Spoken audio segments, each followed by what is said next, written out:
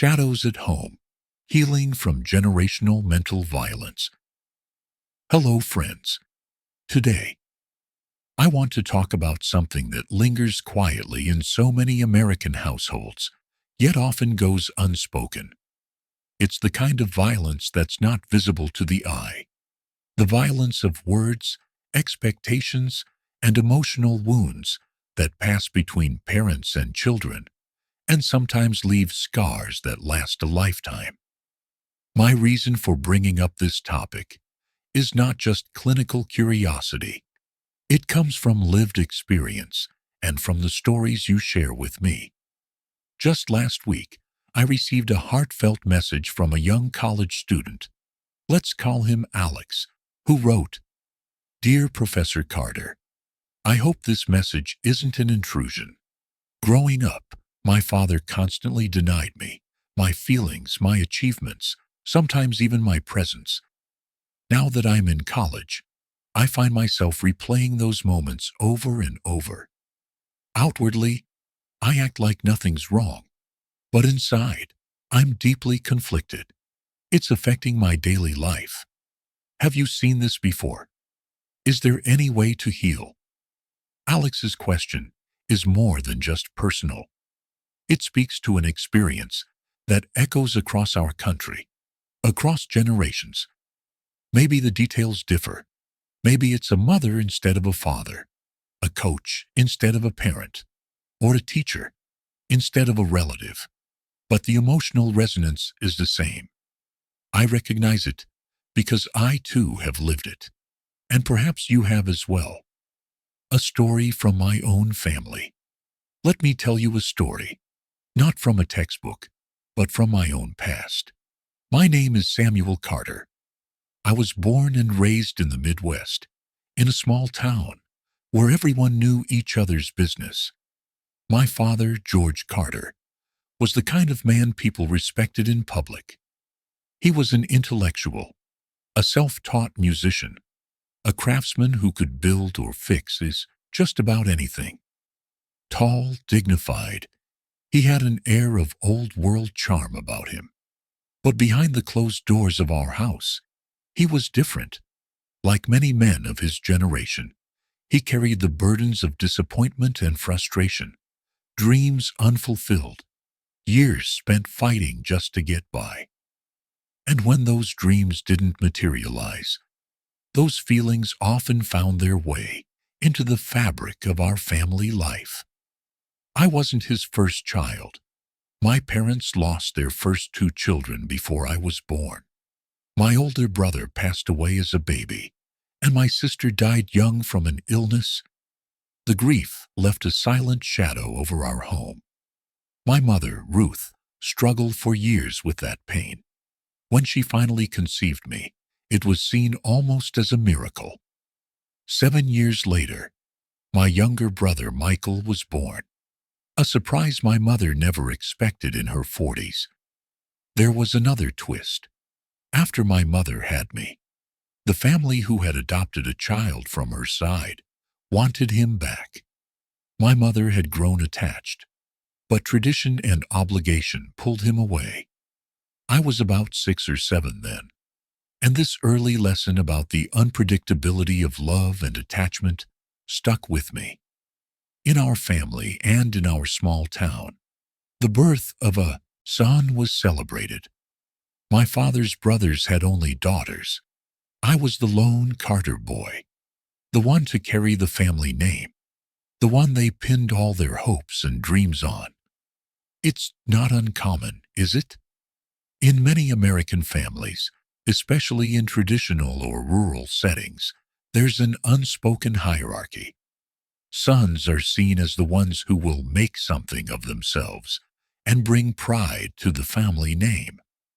And so my father named me Samuel to remind me and himself that I was destined for great things. The weight of expectation.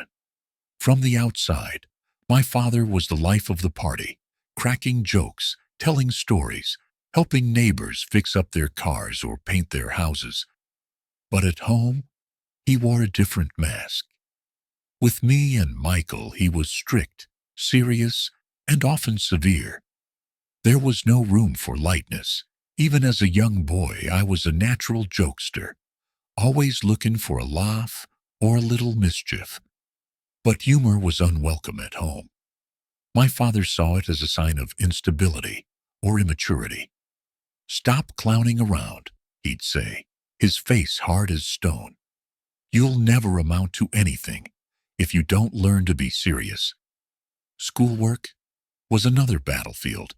He made me memorize multiplication tables before I could really understand what numbers even meant. 5 times 6, he'd drill me over and over, and if I faltered, the punishments were swift, sometimes a smack on the back of the head, sometimes a long lecture, sometimes the silent treatment that lasted for days. My mother tried to intervene, but her protests only changed the method, not the message. It wasn't just about grades or behavior. It was about being molded, hammered, shaped into something he needed me to be. And I always felt I was falling short. Some of you reading this may recognize the feeling. Maybe you were the child who never quite fit your parents' vision. Maybe, like me, you were labeled the difficult one, or the dreamer, or the disappointment. When I was old enough to have conversations about family with my friends, we'd joke that our biggest enemy was our own father. But under the laughter, there was pain. Even years later, when my younger brother Michael returned from a long stint working in California, he visited our parents' graves and knelt only at our mother's headstone. He still couldn't forgive our father, breaking the cycle. But I did forgive him, eventually. Let me be honest, my journey wasn't quick or easy. For a long time, I carried that resentment with me like a stone in my pocket. Even after I left for college, the echoes of my father's criticisms haunted me. I replayed them every time I failed at something, every time I doubted myself.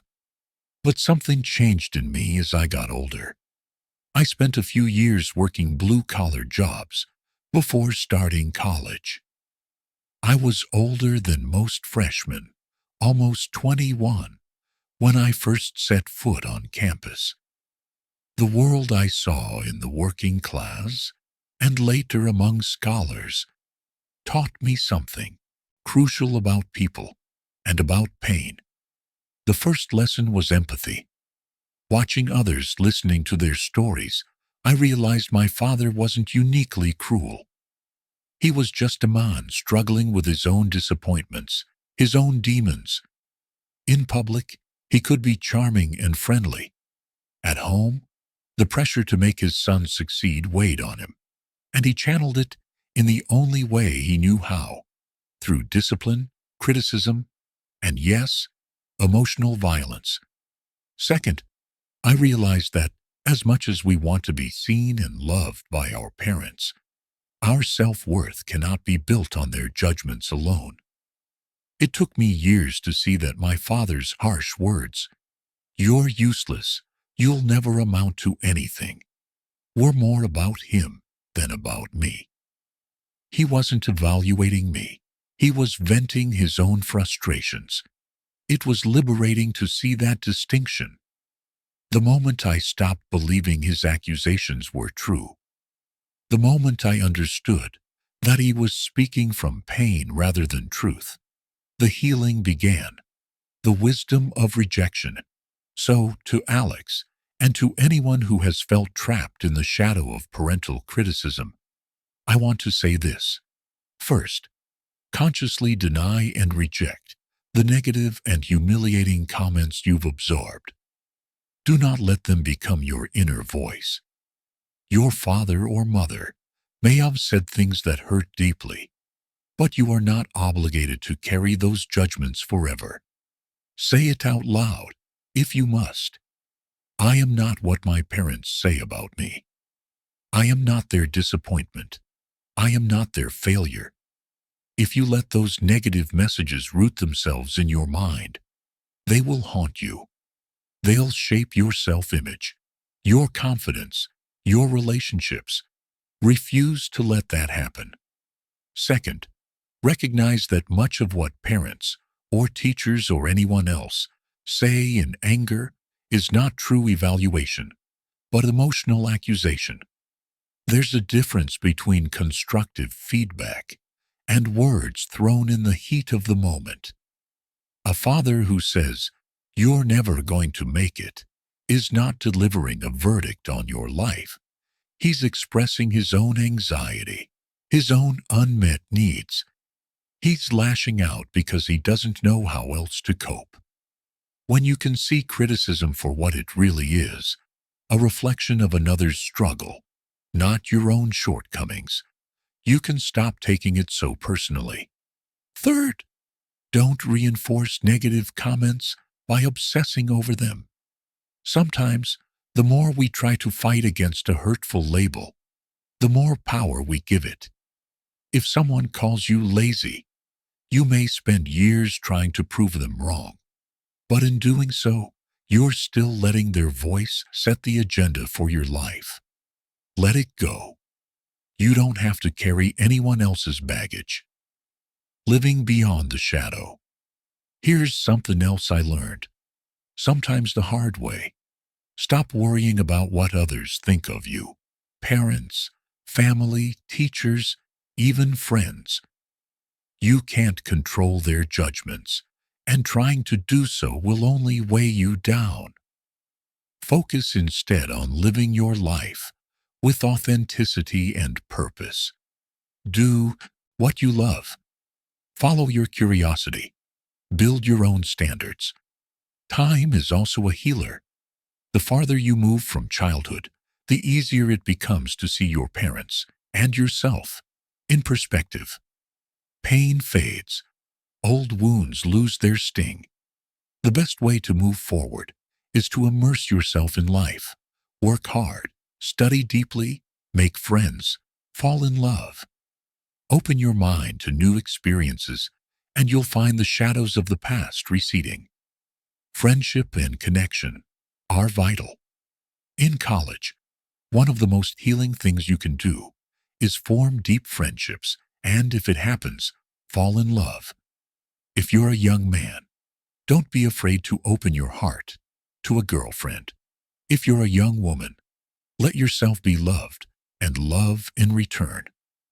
Relationships teach us that we're worthy of kindness, that not everyone is as harsh as the people who hurt us.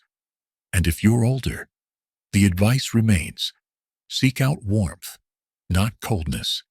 Build community. Read books. Reflect on your experiences. Find meaning in your struggles. Breaking free from mental violence.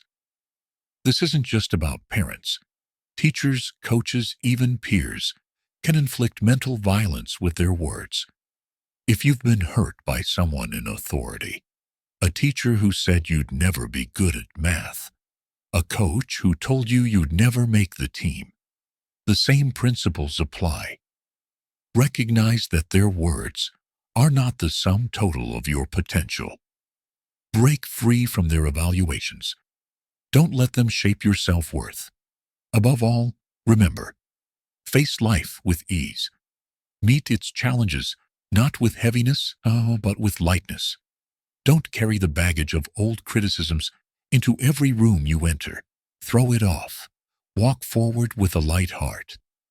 I hope truly that Alex and everyone who hears or reads this can step out from the long shadows of childhood and move into the light of their own future. You can be happy. You can be confident. The past may explain your pain, but it does not define your destiny. And finally, if there is one practical piece of wisdom I can offer, it is this: learn to speak kindly.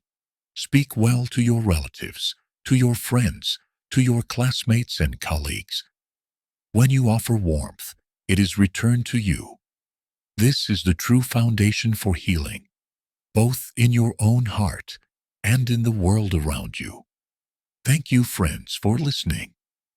As the old poet says, After searching for warmth among the crowd, when I turn around, I find it in myself. Let's be gentle with ourselves and with each other.